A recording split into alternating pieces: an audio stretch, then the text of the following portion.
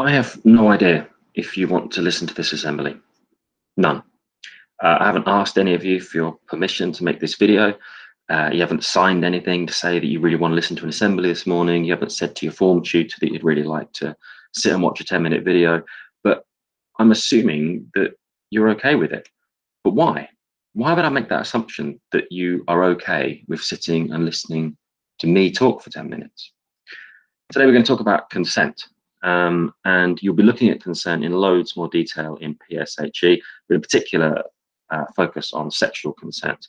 But today I want to talk about consent more generally, so not just focusing on sex, but focusing on the word consent and the idea behind it. And so what we're going to look at is the ethics around consent. You'll have done some ethics, all of you, in PRE in year 7, 8 and 9. And if you are interested in ethics, any of the things in this assembly or the study of right and wrong more generally, then you can choose to study ethics in more detail as part of philosophy A-level. So when you make your options next year for A-level choices, have a look at philosophy and see what we do in philosophy in terms of ethics. Consent is really quite simple. Consent means giving your permission for something to happen. You are 100% in charge of your own body. If somebody wants to do something to you, they need your permission. They need your consent. So even if you don't listen to any of the rest of this assembly, if you only remember one thing from this assembly this morning, make it this bit.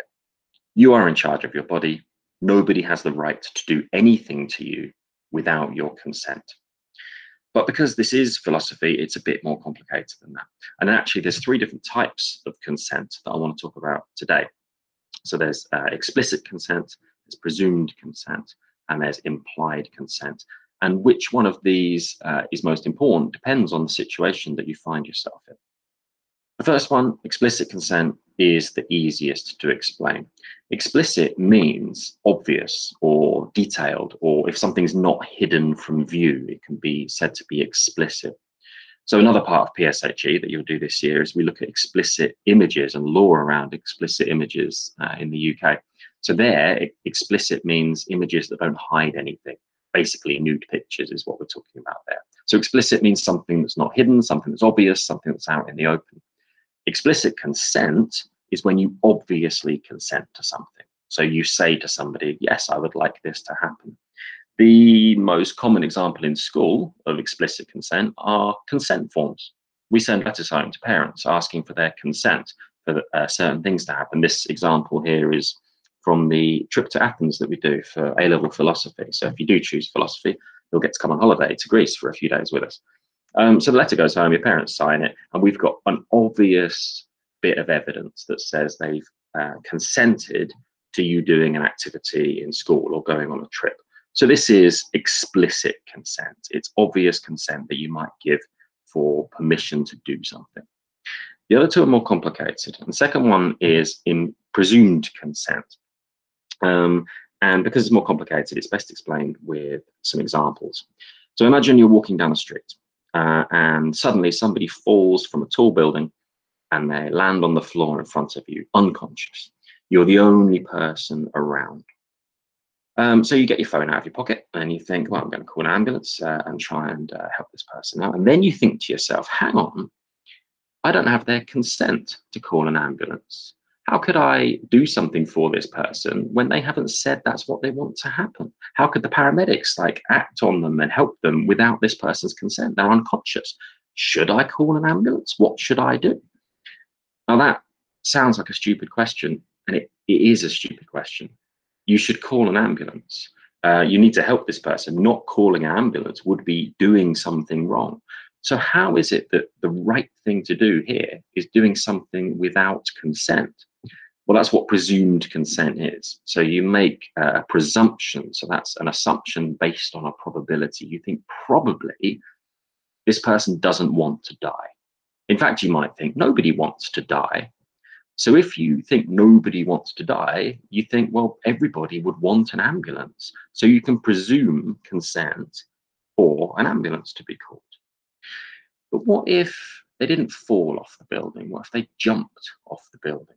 Can you still presume consent that they want an ambulance? What if they wanted to end their own life? Well, you need to change your presumption slightly. you should probably think, well, actually, most people don't want to die. You could even strengthen this and say, actually, nobody who is well wants to die. So if you assume most people don't want to die, you don't know who this person is, you don't know why they're on the ground, what happened to them on the top of the building, you can still presume consent for an ambulance to come. So even though they haven't said they consent, you can presume that they would. So you call the ambulance comes, they take the patient to hospital, they're unconscious, they still haven't said anything, and they're in hospital and they're being kept alive by a life support machine. There are only a few life support machines in the hospital, and they're expensive to run, and this person might never recover. They might stay unconscious for 40, 50 years on a life support machine. So now there's a whole bunch of difficult ethical questions, all to do with consent. And this branch of ethics is known as medical ethics. Those of you who go on to become doctors or want to study medicine at university, you'll have to do a medical ethics unit at university. And again, philosophy A-level might be a good option to choose to prepare you for studying medical ethics. So we have questions now like, can we turn off this machine? Do we have the right to turn off this life support machine, ending this person's life, if we need to use it for somebody else? Do the family have the right to make that decision? Do doctors have the right to make that decision? Can we give consent on behalf of somebody else? Can we presume this person would choose to die rather than be kept alive on a life support machine for the rest of their lives? What if the person had signed a form years ago that said, if I'm on a life support machine and it looks like there's a low chance of me surviving, then I would like to die? Can we trust that form? Can we take consent in that form? These are all difficult questions. There's not time to answer any of them now, but doctors have to make decisions like this every day. In the UK, if you take another person's life by whatever means, then you have murdered them and you will be guilty of murder, even if they've given their consent. So even if somebody says to you, I'd like you to kill me, please, if you kill them, you're a murderer and you're going to jail for a long time. So in this situation in Britain, turning off the life support machine could be considered a form of murder because you don't have their consent. This practice is known as euthanasia. Euthanasia is when you help somebody to end their life. Now, in some countries, some European countries, you can end somebody's life, but you do need to do it with consent. So, for example, in Switzerland, you can go and you have an appointment to see some specialists, and if you decide that you want to end your life, they will help you to end your life. In the UK, it's illegal. You can't end someone else's life without their permission.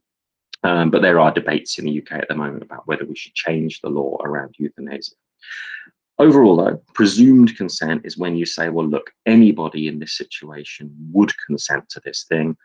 If you see someone in the street who calls an ambulance, please call an ambulance for them. You can presume consent in these extreme examples. The third type of consent doesn't need such an extreme example. It's actually much more common, and that's implied consent. So the example I'm using here is you. You didn't ask for this assembly. I can't really presume that you want to listen to an assembly. How could I make the presumption that people in general want to listen to me talk about consent? I'm not sure that's true. So how is it that I am doing this to you? I'm making you listen to this without your presumed consent and without your explicit consent. And what gives any of your teachers the right to think that you might want a lesson on something or even to tell you what to do? You haven't explicitly consented to any particular lesson, and we can't presume consent for these things either. This form of consent is called implied consent. And this is when you haven't given explicit consent. So you haven't said, yes, I want this thing to happen, but your actions have kind of suggested that you do consent.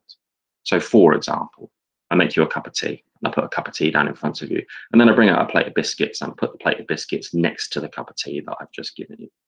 I don't say at that point, I hereby consent to you taking one or more of my biscuits.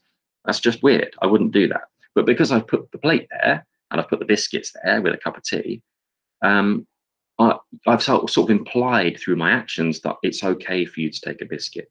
We do this quite often with all sorts of things. You've done this today. You have consented to listening to this assembly by choosing to come to school. You don't have to go to Fortismere. You can go to another school. You could be homeschooled. You could just skip school altogether and spend the day drinking cider in Highgate Woods. But today, you did choose to come to school. I know it might not feel like it, but you did choose to come to school today. Therefore, you've given your implicit consent to listening to me and listening to your other teachers. We can make the assumption that you want to learn things because you've decided to come to school. So you've given implied consent by coming into school today. All of these different forms of consent do relate back to sexual consent, which you will do much more on in PSHE lessons, but they apply to all different kinds of consent as well, whether it's biscuits or getting medical attention or coming to school. But talking about sexual consent is really important because it's vital that you understand how it applies in this particular situation. So sexual consent is consent for somebody to do something sexual with you, whatever it is. It's permission for sexual behavior. And of the three forms of consent that I've just spoken about, really only the last one on the board here applies. First of all, with presumed consent, you can never presume sexual consent. You can never presume that someone would want to have sex with you if only they could say so. If someone is unable to give consent, they're unconscious, they're asleep, then if somebody has sex with that person, it's rape. So presumed consent never applies when it comes to sex. Some people think implied consent is more complicated when it comes to sex, but it's really not. If someone's kissing you or touching you, that doesn't mean you have their consent for sex. Every sexual act requires consent. It doesn't matter what your relationship is or how much you might think that their behavior suggests that they want to have sex with you. Every sexual act requires consent. Someone does not consent to sex just through their behavior, which leaves just explicit consent. And what that means is really just ask. I'd like to think that if you trust someone enough to have sex with them, you know them well enough to have sex with them, then you should be able to just ask them. Every sexual act requires consent. And if you're happy to have sex with someone, you should be happy to ask them about whether you have their consent for any sexual act. Again, we do loads more of this in PSHE, but if you want to find out more about sexual consent, if this has raised any issues or questions that you have, talk to your PSHE teacher, talk to your form tutor, talk to me about any of these things. If you're interested in ethics more generally, you can talk to me about taking philosophy A-level. My name's Mr. Aldridge. My teaching room's T09. My email address is there, or you can get in touch with me via the Fortismere website if you have any questions about any of these things. Thank you very much for listening.